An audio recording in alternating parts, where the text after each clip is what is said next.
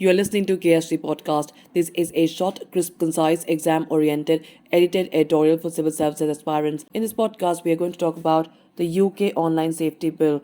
Source for the content is Soumyarendra Badikh's article for the Indian Express. In what could become among the strictest regulation on big tech, the UK government has introduced the Online Safety Bill in the British Parliament. The passing of the law could see top executives at big tech companies facing jail time sooner than anticipated before, should they fail to comply with a slew of requirements put forth by the UK Office of Communications, a government-approved regulatory and competition authority for broadcasting, telecom and postal industries. Now, what are the key proposals of the bill?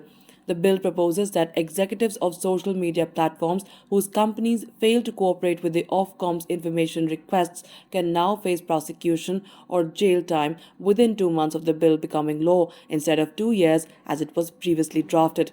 These executives could be held criminally liable for destroying evidence, failing to attend or provide false information in interviews with Ofcom, and for obstructing the regulator when it enters company offices. Ofcom will also have the power to fine companies failing to comply with the laws up to 10% of their annual global turnover, force them to improve their practices, and block non-compliant sites. Encrypted private messaging services will have to use accredited technology to identify child sexual exploitation and abuse content and swiftly take down that content. To use this power, Ofcom must be certain that no other measures would be similarly effective and there is evidence of a widespread problem on a service. Major service providers will also need to make clear in their terms of service what legal content is acceptable on their sites and provide user-friendly ways to complain when things go wrong. The categories of content that companies' terms of service will need to address will be set out in secondary legislation and approved by Parliament. For the first time, users will have the right to appeal if they feel their post has been taken down unfairly. Now, are there any exceptions? The proposed law will put requirements on social media firms to protect journalism and democratic political debate on their platforms. News content will be completely exempt from any regulation under the bill.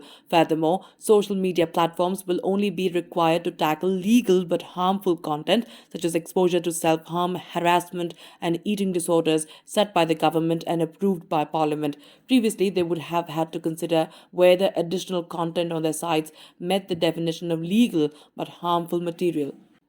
Are there any concerns around the proposed law? While critics of the bill have raised concerns over threat to freedom of speech and dilution of security offered by encrypted platforms, they've also flagged the bill's ability to allow unchecked political speech to flourish on social media platforms while cautioning handing significant amounts of power to the Ofcom and the UK's Secretaries of State.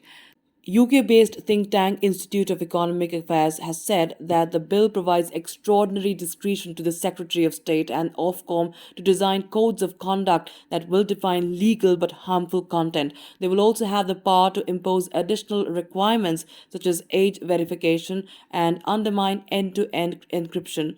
The regulator will also have significant leeway about what types of content and which platforms to target.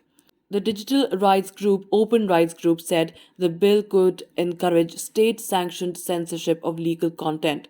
It went on to say that the bill still contains powers for ministers to decide what legal content platforms must try to remove.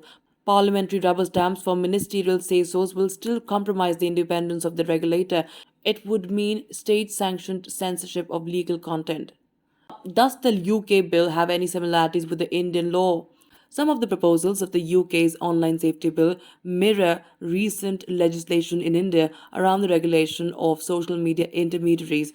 Under the new IT rule amendments, which kicked in last year, messaging services with more than 5 million users in India, like WhatsApp and Signal, need to enable the identification of the first originator of a particular message.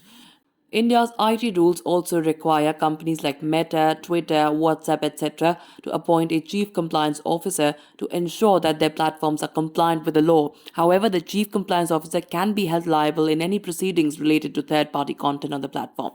So that's it for this podcast. Thank you so much for listening. To join KSG India courses and to crack the IELTS exam, visit ksgindia.com. You can also get a PDF of this podcast on ksgindia.com. Thanks for watching.